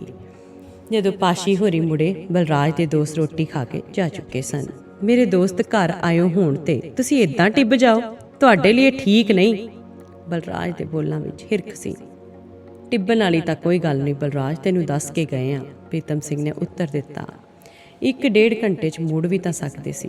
ਉਹਨਾਂ ਦਾ ਇੰਡੀਆ ਜਾਣ ਦਾ ਪ੍ਰੋਗਰਾਮ ਖੜੇ ਪੈਰ ਹੀ ਬਣਿਆ। ਨਿਆਣੇ ਉਹਨਾਂ ਨਾਲ ਸਮਾਨ ਬਣਾਉਣ ਲੱਗ ਪਏ। ਤੁਸੀਂ ਆਪਣਾ ਸਮਾਨ ਹੁਣ ਕਦੋਂ ਬੰਨ੍ਹਣਾ ਹੈ? ਬਲਰਾਜ ਦੀ ਗੱਲ ਸਾਰਿਆਂ ਉੱਤੇ ਅਸਮਾਨੀ ਬਿਜਲੀ ਵਾਂਗ ਡਿੱਗੀ। ਇੱਥੇ ਲਾਗੇ ਚਾਗੇ ਕੋਈ ਮਕਾਨ ਲੱਭਦੇ ਆ, ਅਜੇ ਮਿਲ ਨਹੀਂ ਰਿਹਾ, ਪਰ ਜੇ ਹਾਂ ਗੱਲ ਆ ਤਾਂ ਸਵੇਰੇ ਹੀ ਚਲੇ ਜਾਂਦੇ ਆ। ਪ੍ਰੀਤਮ ਸਿੰਘ ਦੇ ਬੋਲਾਂ ਵਿੱਚ ਖਰਵਾਪਨ ਆ ਗਿਆ ਸੀ। ਸਵੇਰੇ ਨਹੀਂ, ਹੁਣੇ ਹੀ ਤੁਰਦੇ ਬਣੋ। ਬਲਰਾਜ ਦੀ ਸ਼ਰਾਬ ਉਸਦੇ ਕ੍ਰੋਧ ਨੂੰ ਸੀਖ ਰਹੀ ਸੀ। ਹੱਥ ਤੋਂ ਸਕਾਦੀ ਆ, ਇਹ ਇੱਥੇ ਮੁਫਤ ਨਹੀਂ ਰਹਿ ਰਹੇ, ਸਾਰੇ ਖਰਚੇ ਦਾ ਸੈਂਟ ਵੰਡਾਉਂਦੇ ਆ। ਚਾਹੁੰਦਿਆਂ ਹੋਇਆਂ ਵੀ ਪਾਸ਼ੀ ਤੋਂ ਚੁੱਪ ਨਾ ਰਿਹਾ ਗਿਆ। ਬਲਰਾਜ ਨੇ ਪਾਸ਼ੀ ਵੱਲ ਇੱਦਾਂ ਅੱਖਾਂ ਕੱਢੀਆਂ ਜਿਵੇਂ ਉਸਨੂੰ ਖਾ ਜਾਣਾ ਹੋਵੇ, ਪਰ ਉਸਦੇ ਕੁਝ ਬੋਲਣ ਤੋਂ ਪਹਿਲਾਂ ਹੀ ਬਖਸ਼ਿੰਦਰ ਬੋਲ ਪਿਆ। ਛੱਡ ਪਰੇ ਭੈਣ, ਅਸੀਂ ਚਲੇ ਹੀ ਜਾਂਦੇ ਆ। ਲੋੜ ਕੀ ਪਈ ਆ ਹਰ ਵੇਲੇ ਇੱਦਾਂ ਬੇਇੱਜ਼ਤੀ ਕਰਾਉਣ ਦੀ? ਤੁਸੀਂ ਹੈ ਹੀ ਬੇਇੱਜ਼ਤੀ ਦੇ ਲਾਇਕ, ਬਲਰਾਜ ਨੇ ਆਖਿਆ। ਪ੍ਰੀਤਮ ਸਿੰਘ ਹੋਰਾਂ ਨੇ ਗਾਂ ਚੁੱਪ ਰਹਿਣਾ ਹੀ ਠੀਕ ਸਮਝਿਆ। ਫੋਨ ਕਰਕੇ ਉਹਨਾਂ ਟੈਕਸੀ ਸੱਦੀ ਤੇ ਪਾਸ਼ੀ ਦੀ ਭੂਆ ਦੇ ਘਰ ਚਲੇ ਗਏ। ਮੇਰੇ ਘਰ ਰਹਿ ਕੇ ਮੈਨੂੰ ਹੀ ਅੱਖਾਂ ਦਿਖਾਉਂਦੇ ਆ, ਦੇਖੋ ਜ਼ਰਾ ਨਜ਼ਾਰੇ। ਹੁਣ ਆਪਣਾ ਉਬਾਲ ਕੱਢਦਿਆਂ ਬਲਰਾਜ ਨੇ ਪਾਸ਼ੀ ਨੂੰ ਸੁਣਾ ਕੇ ਕਿਹਾ, ਇਹ ਘਰ ਤੁਹਾਡਾ ਇਕੱਲਿਆਂ ਦਾ ਨਹੀਂ, ਇਹਦੇ 'ਚ ਮੇਰਾ ਵੀ ਅੱਧ ਹੈ। ਤੇ ਤੁਸੀਂ ਉਹਨਾਂ ਨੂੰ ਐਂ ਘਰੋਂ ਕੱਢ ਦਿੱਤਾ ਜਿੱਦਾਂ ਭਰੀ ਪੀਤੀ ਪਾਸ਼ੀ ਦਾ ਗਲਾ ਭਰ ਆਇਆ। ਤੇ ਜੇ ਇੰਨਾ ਹੀ ਦੁੱਖ ਲੱਗਾ ਹੈ ਤੇ ਨਾਲ ਤੂੰ ਵੀ ਚਲੇ ਜਾਣਾ ਸੀ। ਜਾਵਾਂ ਜਾਂ ਨਾ ਜਾਵਾਂ ਇਹ ਤੁਹਾਡੀ ਨਹੀਂ ਮੇਰੀ ਮਰਜ਼ੀ ਹੈ। ਬਹੁਤਾ ਚੱਪੜ ਨਾ ਕਰੀ ਜਾ। ਜੇ ਕਿਸੇ ਭਲੇ ਮਾਨਸ ਦੀ ਧੀ ਹੈ ਤੇ ਚੁੱਪ ਕਰਕੇ ਬਹਿ ਜਾ, ਨਹੀਂ ਤਾਂ ਧੀ ਤਾਂ ਮੈਂ ਭਲੇ ਮਾਨਸਾਂ ਦੀ ਹਾਂ, ਪਰ ਇੱਦਾਂ ਕੁੱਤੇ ਖਾਣੀ ਕਰਾਉਣ ਵਾਲੀ ਨਹੀਂ ਹੈ। ਤਾਂ ਹੀ ਤਾਂ ਚੜੀ ਜਾਂਦੀ ਹੈ, ਤੈਨੂੰ ਦੱਸ ਹੀ ਲਵਾਂ। ਤੇ ਉਸਨੇ ਪਾਸ਼ੀ ਦੇ ਚਪੇੜ ਮਾਰ ਦਿੱਤੀ। ਡੌਰ ਭੌਰ ਹੋਏ ਸਵੀ ਦੀਆਂ ਲੇਰਾਂ ਨਿਕਲ ਗਈਆਂ। ਪਿਓ ਕੋਲੋਂ ਰਹਿਮ ਮੰਗਦਿਆਂ ਉਹ ਨਿੱਕੇ ਨਿੱਕੇ ਹੱਥ ਹਿਲਾਰ ਕੇ ਕਹਿ ਰਿਹਾ ਸੀ, ਡੈਡ ਨਾ ਮਾਰੋ ਮੇਰੀ ਮੋਮ ਨੂੰ, ਡੈਡ ਨਾ ਮਾਰੋ ਮੇਰੀ ਮੋਮ ਨੂੰ। ਹਟ ਪਰੇ। ਬਲਰਾਜ ਸਵੀ ਨੂੰ ਟੁੱਟ ਕੇ ਪਿਆ। ਪਤੀ ਦਾ ਧਿਆਨ ਸਵੀ ਵੱਲ ਹੋਇਆ ਦੇਖ ਪਾਸ਼ੀ ਨੇ ਉਸਨੂੰ ਧੱਕਾ ਦੇ ਕੇ ਸੋਫੇ 'ਤੇ ਸੁੱਟ ਦਿੱਤਾ ਤੇ ਦੌੜ ਕੇ ਬੈੱਡਰੂਮ 'ਚ ਜਾ ਵੜੀ। ਅੰਦਰੋਂ ਦਰਵਾਜ਼ਾ ਬੰਦ ਕਰਕੇ ਉਸਨੇ ਪੁਲਿਸ ਨੂੰ ਫੋਨ ਕਰ ਦਿੱਤਾ। ਕੌੜਾ ਪਿੱਕਾ ਬੋਲ ਰਹੇ ਬਲਰਾਜ ਨੇ ਦਰਵਾਜ਼ਾ ਭੰਨਣਾ ਸ਼ੁਰੂ ਕਰ ਦਿੱਤਾ। ਅੰਦਰ ਸੁੱਤੀ ਨਿੱਕੋ ਤਰਬਕ ਕੇ ਜਾਗ ਪਈ ਤੇ ਰੋਣ ਲੱਗ ਪਈ। ਸਵੀ ਬਾਹਰ ਖੜਾ ਲੇਰਾ ਮਾਰੀ ਜਾ ਰਿਹਾ ਸੀ। ਮਿੰਟਾਂ ਵਿੱਚ ਹੀ ਪੁਲਿਸ ਆਉਣ ਪਹੁੰਚੀ। ਸਹਿਮੀ ਹੋਈ ਪਾਸ਼ੀ ਨੂੰ ਬਾਹਰ ਕੱਢ ਕੇ ਹੌਸਲਾ ਦਿੱਤਾ ਤੇ ਬਲਰਾਜ ਨੂੰ ਫੜ ਕੇ ਲੈ ਗਈ। ਪਾਸ਼ੀ ਦੇ ਬਿਆਨਾਂ ਦੇ ਆਧਾਰ 'ਤੇ ਬਲਰਾਜ ਨੂੰ ਚਾਰਜ ਕੀਤਾ ਗਿਆ। ਬਲਰਾਜ ਦੇ ਦੋਸਤਾਂ ਤੇ ਕੁਝ ਰਿਸ਼ਤੇਦਾਰਾਂ ਨੇ ਸੁਲ੍ਹਾ ਕਰਵਾਉਣ ਦੀ ਕੋਸ਼ਿਸ਼ ਕੀਤੀ, ਪਰ ਪਾਸ਼ੀ ਨੇ ਸਾਫ਼ ਕਹਿ ਦਿੱਤਾ ਕਿ ਜੋ ਸਮਾਂ ਲੰਘ ਗਿਆ ਸੋ ਲੰਘ ਗਿਆ, ਅਗਾਂਹ ਉਹ ਆਪਣੀ ਮਰਜ਼ੀ ਮੁਤਾਬਕ ਜੀਏਗੀ। ਮੈਂ ਤਾਂ ਆਪ ਸੈਪਰੇਟ ਹੋਣ ਲਈ ਸੋਚਿਆ ਹੋਇਆ, ਪਰ ਮੂਹਰੇ ਇਹਨੂੰ ਤੋਰਨਾ ਚਾਹੁੰਦਾ ਸਾਂ। ਹੁਣ ਤੁਰ ਪਈ ਆ, ਦੇਖੀ ਜਾਵੋ ਜਲਵੇ। ਬਲਰਾਜ ਦੀ ਆਪਣੇ ਦੋਸਤ ਕੋਲ ਕਹੀ ਇਹ ਗੱਲ ਕਿਸੇ ਰਾਹੀਂ ਪਾਸ਼ੀ ਕੋਲ ਪਹੁੰਚੀ ਸੀ। ਅਨਬਣ ਹੋ ਜਾਣ ਤੇ ਸਾਂਝੀ ਜਾਇਦਾਦ ਦੇ ਪੈਰ ਉਖੜ ਗਏ। ਘਰ ਦੀਆਂ ਕਿਸ਼ਤਾਂ ਨਾ ਇਕੱਲਾ ਪਤੀ ਦੇ ਸਕਦਾ ਸੀ ਤੇ ਨਾ ਹੀ ਪਤਨੀ, ਸੋ ਘਰ ਸੇਲ ਤੇ ਲੱਗ ਗਿਆ। ਕੋਰਟ ਨੇ ਬਲਰਾਜ ਨੂੰ ਹੁਕਮ ਦਿੱਤਾ ਕਿ ਉਹ 1 ਸਾਲ ਲਈ ਪਾਸ਼ੀ ਦੇ ਘਰ ਤੇ ਆਲੇ ਦੁਆਲੇ ਦੇ ਖੇਤਰ ਵਿੱਚ ਪੈਰ ਨਹੀਂ ਧਰੇਗਾ। ਨਾਲ ਹੀ ਉਸ ਉੱਤੇ 1 ਸਾਲ ਦੀ ਪ੍ਰੋਬੇਸ਼ਨ ਲਾ ਦਿੱਤੀ ਗਈ ਕਿ ਜੇਕਰ ਉਸਨੇ ਪਾਸ਼ੀ ਨੂੰ ਕਿਸੇ ਕਿਸਮ ਦਾ ਕੋਈ ਨੁਕਸਾਨ ਪਹੁੰਚਾਇਆ ਤਾਂ ਉਸਨੂੰ ਜੇਲ੍ਹ 'ਚ ਡੱਕ ਦਿੱਤਾ ਜਾਏਗਾ। ਉਹ ਟੋਰਾਂਟੋ ਲਾਗੇ ਪੈਂਦੇ ਇੱਕ ਹੋਰ ਸ਼ਹਿਰ ਓਕਵਿਲ ਚਲਾ ਗਿਆ। ਘਰ ਦਾ ਸਮਾਨ ਚੁਕਵਾ ਕੇ ਪਾਸ਼ੀ ਆਪਣੇ ਮਾਪਿਆਂ, ਜਿਨ੍ਹਾਂ ਨੇ ਕਿਰਾਏ 'ਤੇ ਮਕਾਨ ਲੈ ਲਿਆ ਹੋਇਆ ਸੀ, ਉਹਨਾਂ ਨਾਲ ਰਹਿਣ ਲੱਗ ਪਈ। ਉਸਦੇ ਬੇਜੀ ਡੈਡੀ ਤੇ ਭੈਣ ਭਰਾ ਉਸਦਾ ਪੂਰਾ ਖਿਆਲ ਰੱਖਦੇ ਸਨ। ਉਸਨੂੰ ਖੁਦ ਵੀ ਇੰਜ ਲੱਗਦਾ ਜਿਵੇਂ ਉਹ ਹਰ ਵੇਲੇ ਚੁਭਣ ਵਾਲੀਆਂ ਛਿਲਤਾਂ ਤੋਂ ਮੁਕਤ ਹੋ ਗਈ ਹੋਵੇ। ਪਰ ਜਦੋਂ ਕਦੀ ਸਵੀ ਪੁੱਛਣ ਲੱਗ ਪੈਂਦਾ, ਮਾਮ ਡੈਡ ਸਾਡੇ ਨਾਲ ਲੜਦੇ ਕਿਉਂ ਸੀ, ਡੈਡ ਉਨ ਕੱਲ ਕਿਉਂ ਨਹੀਂ ਆਉਂਦੇ, ਤਾਂ ਇੱਕ ਅਜੀਬ ਜਿਹੀ ਪਰੇਸ਼ਾਨੀ ਪਾਸ਼ੀ ਅੰਦਰ ਖੁੰਬ ਵਾਂਗ ਉੱਠ ਖਲੋਂਦੀ। ਉਹ ਸਾਡੇ ਕੁਝ ਨਹੀਂ ਲੱਗਦੇ, ਉਹ ਖਿੱਝ ਕੇ ਆਖਦੀ। ਘਰ ਦੀ ਵਿਕਰੀ ਵਿੱਚ ਦੇ ਲੈ ਕੇ ਮਸਾਂ ਡਾਊਨ ਪੇਮੈਂਟ ਹੀ ਮੁੜੀ ਸੀ। ਵਕੀਲ ਵੱਲੋਂ ਭੇਜੇ ਹੋਏ ਚੈੱਕ ਦੀ ਰਕਮ ਪੜ੍ਹਦਿਆਂ ਹੈਰਾਨ ਜਿਹੀ ਹੋਈ ਉਹ ਬੁੜਬੁੜਾਈ ਸੀ, ਸਿਰਫ 25,000। ਬਾਕੀ ਦੀ ਰਕਮ ਕਿੱਥੇ ਗਈ? ਪਰ ਛੇਤੀ ਹੀ ਉਸਨੂੰ ਚੇਤਾ ਆ ਗਿਆ ਕਿ ਅੱਧੀ ਰਕਮ ਬਲਰਾਜ ਨੂੰ ਵੀ ਜਾਣੀ ਸੀ। ਪਲ ਦੀ ਪਲ ਉਸਨੂੰ ਇੰਜ ਮਹਿਸੂਸ ਹੋਇਆ ਜਿਵੇਂ ਉਸਦਾ ਵਿਅਕਤਿਤਵ ਵੀ ਸਾਲਮ ਸਬੂਤਾਂ ਨਾ ਰਹਿ ਕੇ ਅੱਧਾ ਰਹਿ ਗਿਆ ਹੋਵੇ, ਤੇ ਉਸਨੂੰ ਪਤਾ ਹੀ ਨਹੀਂ ਸੀ ਲੱਗਾ ਕਿ ਕਿਹੜੇ ਮਨ ਨਾਲ ਉਹ ਆਪਣੇ ਪਤੀ ਦੀ ਦਸ਼ਾ ਆਪਣੇ ਵਾਂਗ ਹੀ ਅੱਧੇ ਰਹਿ ਜਾਣ ਦੀ ਦਸ਼ਾ ਬਾਰੇ ਸੋਚ ਗਈ ਸੀ। ਇਸੇ ਸੋਚ ਵਿੱਚ ਗੁਆਚਦਿਆਂ ਉਸਦੇ ਮਨ ਵਿੱਚ ਬਲਰਾਜ ਦੀ ਜਲਵਾ ਦਿਖਾਉਣ ਵਾਲੀ ਗੱਲ ਘੁੰਮ ਗਈ ਸੀ। ਮੇਰਾ ਲੂ ਬਾਲਣ ਕਰਨ ਵਾਲਿਆ, ਹੁਣ ਦੇਖੀ ਜਾਈ ਸੇ ਕਿੰਨਾ ਕੁ ਲੱਗਦਾ, ਉਹ ਕ੍ਰੋਧ ਵਿੱਚ ਬੁੜਬੁੜਾਈ ਸੀ। ਤੇ ਸੈਪਰੇਸ਼ਨ ਦਾ 1 ਸਾਲ ਪੂਰਾ ਹੁੰਦਿਆਂ ਹੀ ਪਾਸ਼ੀ ਨੇ ਬਲਰਾਜ ਤੋਂ ਤਲਾਕ ਮੰਗ ਲਿਆ। ਉਸ ਦਾ ਅਨੁਮਾਨ ਸੀ ਕਿ ਬਲਰਾਜ ਟਾਲ ਮਟੋਲ ਜਾਂ ਸੂਲਾਂ ਵਰਗੀ ਕੋਈ ਗੱਲ ਕਰੇਗਾ ਜਿਸ ਨੂੰ ਠੁਕਰਾ ਕੇ ਉਹ ਸੱਚਮੁੱਚ ਉਸ ਨੂੰ ਜਲਵਾ ਦਿਖਾਉਣਾ ਚਾਹੁੰਦੀ ਸੀ। ਪਰ ਬਲਰਾਜ ਵੱਲੋਂ ਅਜਿਹੀ ਪੇਸ਼ਕਸ਼ ਦੀ ਥਾਂ ਵੰਡੇ ਜਾਣ ਵਾਲੇ ਸਮਾਨ ਤੇ ਉਸ ਦੀਆਂ ਆਪਣੀਆਂ ਨਿੱਜੀ ਚੀਜ਼ਾਂ ਦੇ ਕਲੇਮ ਦੀਆਂ ਲਿਸਟਾਂ ਆ ਗਈਆਂ ਸਨ। ਲਿਸਟਾਂ ਵਿੱਚ ਦਿੱਤੇ ਗਏ ਟੀਵੀ, VCR, ਪਲੰਗ, ਸੋਫੇ, ਰਸੋਈ ਦੇ ਵੱਡੇ ਬਰਤਨ ਤੇ ਵਿਆਹ ਸਮੇਂ ਬਲਰਾਜ ਹੁਰਾਂ ਵੱਲੋਂ ਪਾਸ਼ੀ ਨੂੰ ਪਾਏ ਗਏ ਗਹਿਣੇ ਆਦਿ ਤਾਂ ਪਾਸ਼ੀ ਨੂੰ ਠੀਕ ਜਾਪੇ ਸਨ, ਪਰ ਤ੍ਰਿਪਾਈਆਂ, ਕੱਪ, ਪਲੇਟਾਂ, ਚਮਚਿਆਂ ਦੀ ਵੰਡ ਤੇ ਵਿਆਹ ਸਮੇਂ ਲਾਗਿਆਂ ਨੂੰ ਦਿੱਤੇ ਲਾਗ ਦੀ ਵਸੂਲੀ ਦੀਆਂ ਗੱਲਾਂ ਉਸ ਦੇ ਦਿਲ ਵਿੱਚ ਫਲਾਈ ਦੇ ਕੰਢਿਆਂ ਵਾਂਗ ਚੁਭ ਗਈਆਂ ਸਨ। ਤੇ ਜਿਹੜੀ ਗੱਲ ਨੇ ਉਸ ਨੂੰ ਜ਼ਿਆਦਾ ਹੀ ਪਰੇਸ਼ਾਨ ਕੀਤਾ ਉਹ ਸੀ ਤਲਾਕ ਤੋਂ ਬਾਅਦ ਬਲਰਾਜ ਦੀ ਸਵੀ ਤੇ ਨਿੱਕੋ ਨੂੰ ਮਿਲਣ ਦੀ ਮੰਗ, ਜਿਸ ਵਾਸਤੇ ਉਹ ਮੇਨਟੇਨੈਂਸ ਖਰਚਾ ਭਰਨ ਨੂੰ ਤਿਆਰ ਸੀ। ਸਤੇ ਹੋਏ ਮਨ ਨਾਲ ਪਾਸ਼ੀ ਨੇ ਵੀ ਆਪਣੀ ਕਲੇਮ ਲਿਸਟ ਬਣਾ ਲਈ, ਜਿਸ ਵਿੱਚ ਉਸਦੇ ਮਾਪਿਆਂ ਵੱਲੋਂ ਬਲਰਾਜ ਤੇ ਉਸਦੇ ਰਿਸ਼ਤੇਦਾਰਾਂ ਨੂੰ ਪਾਈਆਂ ਟੂਮਾਂ, ਲਾਗੀਆਂ ਨੂੰ ਦਿੱਤੇ ਹੋਏ ਲਾਗ, ਬਲਰਾਜ ਨੂੰ ਸ਼ਗਨ ਸਮੇਂ ਖੁਆਏ ਗਏ ਛੁਹਾਰੇ ਤੇ ਹੋਰ ਪਤਾ ਨਹੀਂ ਕੀ ਕੁਝ ਸ਼ਾਮਲ ਸੀ। ਪਰ ਮਾਪਿਓ ਦੇ ਸਮਝਾਉਣ ਤੇ ਉਸਨੇ ਉਹ ਗੱਲ ਹਾਓ ਪਰੇ ਕਰ ਦਿੱਤੀ ਸੀ। ਸਿਰਫ ਟੂਮਾਂ ਹੀ ਕਲੇਮ ਕੀਤੀਆਂ ਸਨ। ਤਲਾਕ ਦੇ ਕੇਸ ਦੌਰਾਨ ਪਾਸ਼ੀ ਨੂੰ ਚੰਗੀ ਗੱਲ ਇਹ ਲੱਗੀ ਸੀ ਕਿ ਉਸਨੂੰ ਕੋਰਟਾਂ ਦੇ ਗੇੜੇ ਨਹੀਂ ਸੀ ਮਾਰਨੇ ਪਏ। ਸਾਰਾ ਕੰਮ ਉਸਦਾ ਵਕੀਲ ਹੀ ਕਰੀ ਜਾਂਦਾ ਸੀ। ਇੰਡੀਆ ਦੀਆਂ ਭੀੜ ਭਰੀਆਂ ਕਚਹਿਰੀਆਂ ਨਾਲੋਂ ਵੱਖਰੀਆਂ ਸਨ ਕੈਨੇਡਾ ਦੀਆਂ ਇਹ ਕੋਰਟਾਂ। ਤਲਾਕ ਜਾਂ ਹੋਰ ਮਾਮਲਿਆਂ ਵਿੱਚ ਕੋਈ ਭਾਈਚਾਰਕ ਦਖਲਅੰਦਾਜ਼ੀ ਵੀ ਨਹੀਂ ਸੀ, ਪਰ ਪਾਸ਼ੀ ਇਹ ਵੀ ਜਾਣਦੀ ਸੀ ਕਿ ਚੁੱਪਚਾਪ ਕੰਮ ਕਰਦਿਆਂ ਕੈਨੇਡੀਅਨ ਕੋਰਟਾਂ ਨੇ ਬੇਸ਼ੁਮਾਰ ਵਕੀਲਾਂ ਨੂੰ ਰੁਜ਼ਗਾਰ ਬਖਸ਼ਿਆ ਹੋਇਆ ਸੀ। ਤਲਾਕ ਦੇ ਕੇਸਾਂ ਨਾਲ ਭਰੀਆਂ ਪਈਆਂ ਸਨ ਫੈਮਿਲੀ ਕੋਰਟਾਂ। ਇਹਨਾਂ ਕੋਰਟਾਂ ਤੋਂ ਬਾਹਰ ਸੋਸ਼ਲ ਵਰਕਰਸ ਤੇ ਹੋਰ ਕਈ ਤਰ੍ਹਾਂ ਦਾ ਅਮਲਾ ਇਸ ਸਿਸਟਮ ਵਿੱਚੋਂ ਡਾਲਰ ਕੁੱਟ ਰਿਹਾ ਸੀ। ਤੇ ਕਦੀ-ਕਦੀ ਤਾਂ ਪਾਸ਼ੀ ਨੂੰ ਇੰਜ ਲੱਗਦਾ ਜਿਵੇਂ ਕੈਨੇਡਾ ਦੀ ਖਪਤ ਕਲਚਰ ਨੇ ਜੌਬਾਂ ਦੀ ਮੰਡੀ ਚੱਲਦੀ ਰੱਖਣ ਲਈ ਤਲਾਕ ਨੂੰ ਇੱਕ ਆਮ ਜਿਹੀ ਗੱਲ ਬਣਾ ਦਿੱਤਾ ਹੋਇਆ ਸੀ।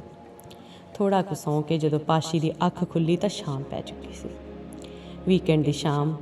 5 ਦਿਨਾਂ ਦੀ ਦੌੜ ਬਾਅਦ ਜਦੋਂ ਕੈਨੇਡੀਅਨ ਲੋਕਾਂ ਨੂੰ ਆਪਣੇ ਪਰਿਵਾਰਾਂ, ਦੋਸਤਾਂ ਅਤੇ ਰਿਸ਼ਤੇਦਾਰਾਂ ਨਾਲ ਮਿਲ ਬੈਠਣ ਅਤੇ ਘੁੰਮਣ ਫਿਰਨ ਦੀ ਫੁਰਸਤ ਮਿਲਦੀ ਹੈ, ਪਰ ਪਾਸ਼ੀ ਵਰਗੀਆਂ ਤਲਾਕਸ਼ੁਦਾ ਲੱਖਾਂ ਔਰਤਾਂ ਨੂੰ ਇਸ ਫੁਰਸਤ ਦਾ ਸੁੱਖ ਜਿਵੇਂ ਮਿਲ ਕੇ ਵੀ ਨਹੀਂ ਮਿਲਦਾ। ਸ਼ਾਇਦ ਇਸ ਕਰਕੇ ਕਿ ਉਹਨਾਂ ਦਾ ਬਹੁਤਾ ਧਿਆਨ ਆਪਣੀ ਚੁੰਨੀ ਵੱਲ ਹੁੰਦਾ ਹੈ। ਇਹ ਚੁੰਨੀ ਭਾਵੇਂ ਲੱਕ ਨਾਲ ਬੰਨੀ ਹੋਈ ਹੋਵੇ ਅਤੇ ਭਾਵੇਂ ਸਿਰ 'ਤੇ ਹੋਵੇ।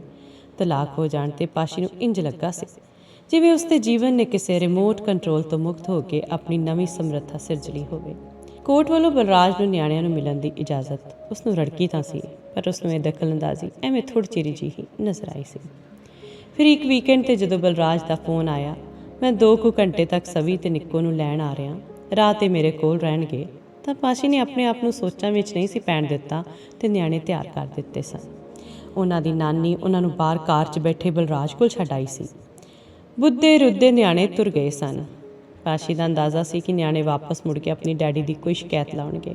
ਅਜਿਹਾ ਨੁਕਤਾ ਆਪਣੇ ਵਕੀਲ ਕੋਲ ਉਠਾ ਕੇ ਉਹ ਬਲਰਾਜ ਦੇ ਨਿਆਣਿਆਂ ਨੂੰ ਮਿਲਣ ਦੇ ਹੱਕ ਉੱਤੇ ਕਿੰਤੂ ਖੜਾ ਕਰ ਦੇਵੇਗੀ, ਪਰ ਨਿਆਣਿਆਂ ਨੇ ਅਜਿਹੀ ਕੋਈ ਗੱਲ ਨਹੀਂ ਸੀ ਕੀਤੀ। ਟੈਲੀਫੋਨ ਦੀ ਘੰਟੀ ਨੇ ਪਾਸ਼ੀ ਨੂੰ ਸੋਚਾਂ 'ਚੋਂ ਬਾਹਰ ਖਿੱਚ ਲਿਆ। ਅਸੀਂ ਤੇਰੇ ਵੱਲ ਆਉਣ ਲੱਗੇ ਹਾਂ, ਪਾਸ਼ੀ ਦੀ ਬੇਜੀ ਬੋਲ ਰਹੀ ਸੀ। ਬਲਰਾਜ ਨਾਲੋਂ ਅਲੱਗ ਹੋਣ ਉਪਰੰਤ ਪਾਸ਼ੀ ਮਾਪਿਆਂ ਕੋਲ ਰਹਿੰਦੀ ਰਹੀ ਸੀ। ਮਾਪਿਆਂ ਨੂੰ ਫਾਇਦਾ ਇਹ ਸੀ ਕਿ ਪਾਸ਼ੀ ਉਹਨਾਂ ਦੇ ਮਕਾਨ ਦਾ ਕਿਰਾਇਆ ਤੇ ਹੋਰ ਖਰਚੇ ਵੰਡਾ ਰਹੀ ਸੀ, ਤੇ ਪਾਸ਼ੀ ਨੂੰ ਇਹ ਸੀ ਕਿ ਸਵੀ ਤੇ ਨਿੱਕੋ ਦੀ ਦੇਖਭਾਲ ਘਰ ਵਿੱਚ ਹੀ ਮੁਫਤ 'ਚ ਹੋਈ ਜਾ ਰਹੀ ਸੀ। ਆਪਸੀ ਮੋਹ ਪਿਆਰ ਦੀਆਂ ਤੰਦਾਂ ਜੁੜੀਆਂ ਚੱਲੀਆਂ ਜਾ ਰਹੀਆਂ ਸਨ।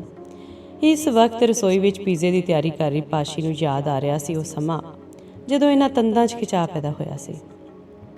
ਬਖਸ਼ਿੰਦਰ ਕਿਤੋਂ ਖਬਰ ਲਿਆਇਆ ਕਿ ਬਲਰਾਜ ਦੀ ਐਲਰਜੀ ਠੀਕ ਨਹੀਂ ਸੀ ਹੋ ਰਹੀ।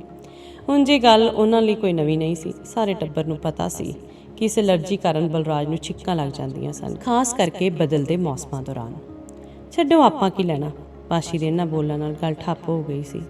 ਪਰ ਕੁਝ ਦੇਰ ਬਾਅਦ ਪ੍ਰੀਤਮ ਸਿੰਘ ਨੇ ਗੱਲ ਫੇਰ ਤੋਰ ਲਈ। ਪਾਸ਼ੀ ਬੇਟੇ, ਹੌਸਲਾ ਤਾਂ ਨਹੀਂ ਪੈਂਦਾ ਕਹਿਣ ਨੂੰ, ਪਰ ਤੂੰ ਕਿੰਨਾ ਕੁ ਚਿਰ ਇੱਦਾਂ ਇਕੱਲੀ?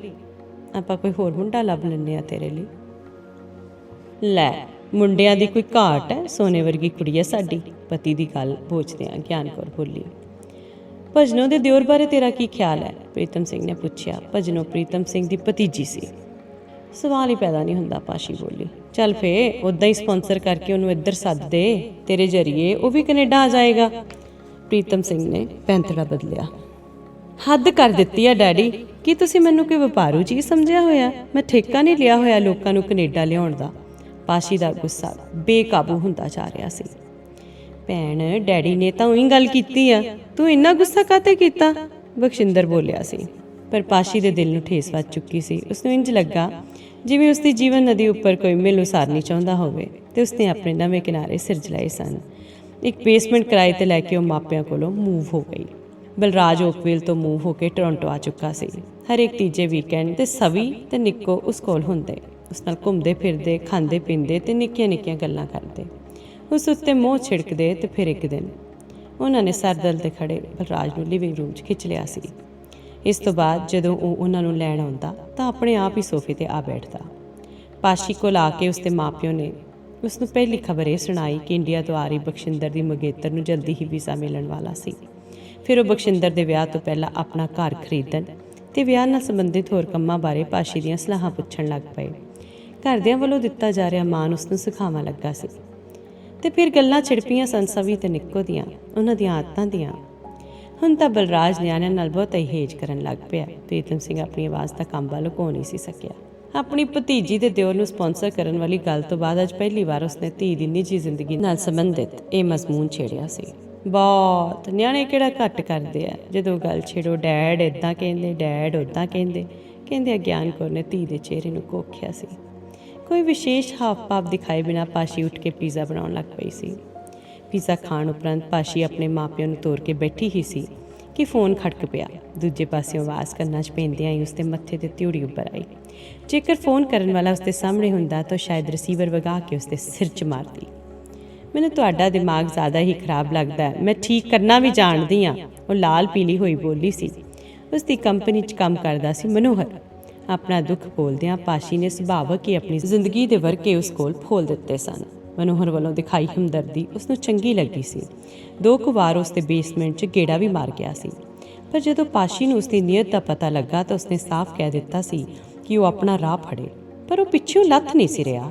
ਤੇ ਹੁਣ ਫੋਨ ਤੇ ਪਾਸ਼ੀ ਨੇ ਉਸ ਦੀ ਚੰਗੀ ਲਾਪਾ ਕਰ ਦਿੱਤੀ। ਪਾਸ਼ੀ ਕੁਝ ਦੇਰ ਟੀਵੀ ਦੇਖਦੀ ਰਹੀ ਤੇ ਫਿਰ ਅੱਖਾਂ 'ਚ ਨੀਂਦ ਮਹਿਸੂਸ ਕਰਦੀ ਹੋਈ ਸੋ ਗਈ। ਅਗਲੀ ਸਵੇਰ ਉਹ ਦੇਰ ਨਾਲ ਉੱਠੀ, ਨਹਾ ਧੋ ਕੇ ਰਸੋਈ 'ਚ ਵੜੀ ਹੀ ਸੀ ਕਿ ਨਿਆਣਿਆਂ ਦਾ ਫੋਨ ਆ ਗਿਆ। ਖੁਸ਼ੀ 'ਚ ਖਿੜਿਆ ਸਵੀ ਦੱਸ ਰਿਹਾ ਸੀ ਕਿ ਕੱਲ੍ਹ ਨਾਇਗਰਾ ਫਾਲਸ ਵਿਖੇ ਉਹਨਾਂ ਨੇ ਹਰੇ ਹਰੇ ਘਾਹ ਵਾਲੇ ਪਾਰਕਾਂ 'ਚ ਦੁੜੰਗੇ ਮਾਰੇ। ਫਾਲਸ ਦੇ ਪਾਣੀਆਂ ਦੀ ਉੱਡ ਰਹੀ ਭੂਰ ਵਿੱਚੋਂ ਰੂਪਮਾਨ ਹੁੰਦੀ ਵਿਸ਼ਾਲ ਸੱਤਰੰਗੀ ਪੀਂਘ ਵੇਖੀ। ਆਈਸਕ੍ਰੀਮ ਤੇ ਮੈਕਡੋਨਲ ਖਾਧੇ। ਰਾਤ ਨੂੰ ਪਾਣੀਆਂ ਦੀ ਫੁਹਾਰ ਤੇ ਰੰਗ ਬਿਰੰਗੀਆਂ ਲਾਈਟਾਂ ਦੀ ਲੁਕਣ ਮੀਚੀ ਦੇਖੀ। ਤੇ ਫਿਰ ਸਵੀ ਨੇ ਫੋਨ ਨਿੱਕੋ ਨੂੰ ਫੜਾ ਦਿੱਤਾ ਸੀ। ਮਮ, ਡੈਡ ਨੇ ਮੈਨੂੰ ਬਹੁਤ ਹੀ ਸੋਹਣਾ ਬਰਥਡੇ ਪ੍ਰੈਜ਼ੈਂਟ ਲੈ ਕੇ ਦਿੱਤਾ ਹੈ, ਨਿੱਕੋ ਆਪਣੀ ਤੋਤਲੀ ਆਵਾਜ਼ 'ਚ ਬੋਲ ਰਹੀ ਸੀ। ਪਰ ਬਰਥਡੇ ਤਾਂ ਤੇਰਾ ਅਜੇ ਅਗਲੇ ਮਹੀਨੇ ਆ। ਡੈਡ ਨੇ ਅੱਜ ਵੈਨਕੂਵਰ ਚਲੇ ਜਾਣਾ ਹੈ, ਸਪੈਸ਼ਲਿਸਟ ਕਹਿੰਦਾ ਹੈ ਉੱਥੇ ਲੱਜੀ ਠੀਕ ਹੋ ਜਾਊ। ਕੁਝ ਹੋਰ ਗੱਲਾਂ ਕਰਨ ਬਾਅਦ ਨਿੱਕੋ ਨੇ ਦੱਸਿਆ ਸੀ ਕਿ ਉਹ ਘੰਟੇ ਕੁ ਤੱਕ ਘਰ ਪਰਤ ਰਹੇ ਸਨ। ਪਾਸ਼ੀ ਚਾਹ ਪੀ ਕੇ ਭਾਂਡੇ ਧੋ ਰਹੀ ਸੀ ਕਿ ਉਹ ਆ ਗਏ। ਆਮ ਤੌਰ 'ਤੇ ਬਲਰਾਜ ਕਾਰ 'ਚ ਬੈਠਾ ਹੀ ਨਿਆਣਿਆਂ ਤੋਂ ਵਿਦਾ ਲੈ ਆਉਂਦਾ ਹੁੰਦਾ ਸੀ, ਪਰ ਅੱਜ ਉਹ ਦਰਾਂ ਤੱਕ ਆਇਆ ਸੀ। ਨਿਆਣਿਆਂ ਦੇ ਸਮਾਨ ਵਾਲੇ ਪਲਾਸਟਿਕ ਬੈਗ ਉਸਨੇ ਸਰਦਾਰ ਕੋਲ ਰੱਖ ਦਿੱਤੇ ਤੇ ਆਪਣੀਆਂ ਨਜ਼ਰਾਂ ਨਿਆਣਿਆਂ 'ਤੇ ਘੁਮਾਉਂਦਾ ਬੋਲਿਆ, ਮੈਂ ਅੱਜ ਵੈਨਕੂਵਰ ਜਾ ਰਿਹਾ, ਇਹਨਾਂ ਨੂੰ ਮੈਂ ਬੜਾ ਮਿਸ ਕਰਾਂਗਾ, ਕਦੀ ਕਦੀ ਫੋਨ ਕਰ ਲਿਆ ਕਰਾਂਗਾ। ਸਵੀ ਤੇ ਨਿੱਕੋ ਦੇ ਮੱਥੇ ਚੁੰਮ ਕੇ ਜਦੋਂ ਬਲਰਾਜ ਟੁਰਨ ਲੱਗਾ ਤਾਂ ਉਸਦੀਆਂ ਅੱਖਾਂ ਤੱਕ ਅੱਖਾਂ ਪਹੁੰਚਾਉਂਦਿਆਂ ਪਾਸ਼ੀ ਬੋਲੀ, ਆਪਣਾ ਖਿਆਲ ਰੱਖਿਓ। ਪਾਸ਼ੀ ਦੇ ਹੱਥਾਂ ਨਾਲ ਲੱਗੇ ਸਵੀ ਤੇ ਨਿੱਕੋ ਹੱਥ ਹਿਲਾ ਹਿਲਾ ਬਲਰਾਜ ਨੂੰ ਬਾਏ ਕਹਿ ਰਹੇ ਸਨ।